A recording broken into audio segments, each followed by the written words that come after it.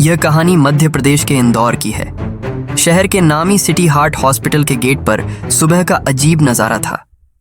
भीड़ भाड़, stretcher, ambulance की सायरन और हर चेहरे पर चिंता की लकीरें। उसी भीड़ के बीच गेट के किनारे एक फटी चादर पर बैठा था राहुल। उसके सामने रखा कटोरा कुछ सिक्कों से भरा था। पास ही उसका नन्हा बेटा आयुष लेटा था, चेहरा पीला, सांसें टूटी हुई। राहुल रो रो कर हर राहगीर से कहता, कृपया मेरे बच्चे का इलाज करवा दो, भगवान तुम्हारा भला करेगा। कोई दया से देखकर निकल जाता, कोई सिक्का डाल देता और कोई ताना मार देता, लेकिन राहुल की मजबूरी सबसे भारी थी। उसके बेटे की सांसें टूट रही थीं। तभी अचानक हॉस्पिटल गेट पर एक काली चमचमाती कार आकर रुकी। दरवाजा खुला और बाहर उतरी एक सीनियर डॉक्टर, सफेद कोट, गले में स्टेथोस्कोप, चेहरे पर सख्ती और आत्मविश्वास। वो तेज कदमों से गेट की ओर बढ़ रही थी, लेकिन अचानक उनकी नजर चादर पर लेटे बच्चे और उसके पास बैठे राहुल पर पड़ी। डॉक्टर का चेहरा थम गया, उनकी आंखें ठिठक गईं। सामने वही आदमी था जिससे उन्होंने कभी 7 फेरे लिए थे। राहुल, उनके होठों से नाम खुद ब खुद निकल पड़ा।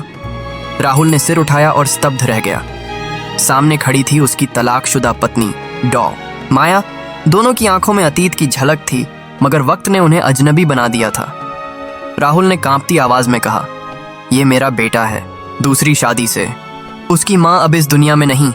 माया, प्लीज इसे बचा लो, यही मेरी आखिरी उम्मीद है। डॉ माया के दिल में पुरानी नफरतें भी थीं, लेकिन उस पल इंसानियत भारी पड़ गई।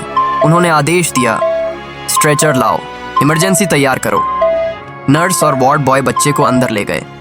रिसेप्शन पर क्लर्क ने रोकते हुए कहा, पहले एडवांस जमा करो, वरना केस आगे नहीं बढ़ेगा।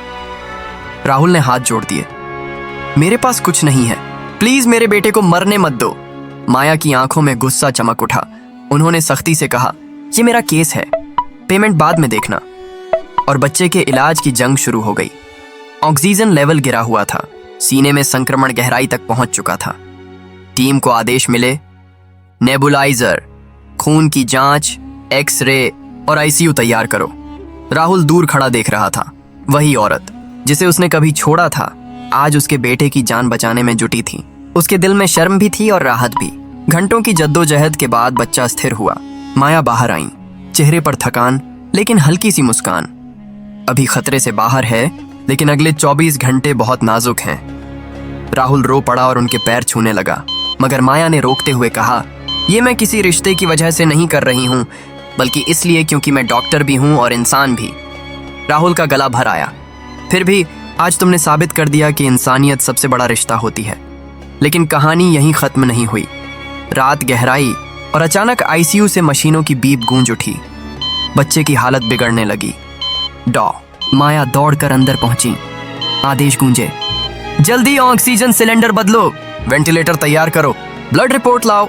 उनका चेहरा गंभीर था, लेकिन आंखों में मां जैसी बेचैनी झलक रही थी। 3 घंटे की जंग के बाद सुबह 4 बजे मॉनिटर पर स्थिर लकीरें उभरी। बच्चा बच गया।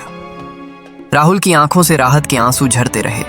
वो बोला, माया, ये एहसान मैं जिंदगी भर नहीं चुका पाऊंगा। माया ने ठंडे स्वर में कहा, राहुल, इसे एहसान मत कहो, ये मेरा फर्ज था, इंसानियत का। अगले दिनों में आयुष धीरे धीरे ठीक हुआ।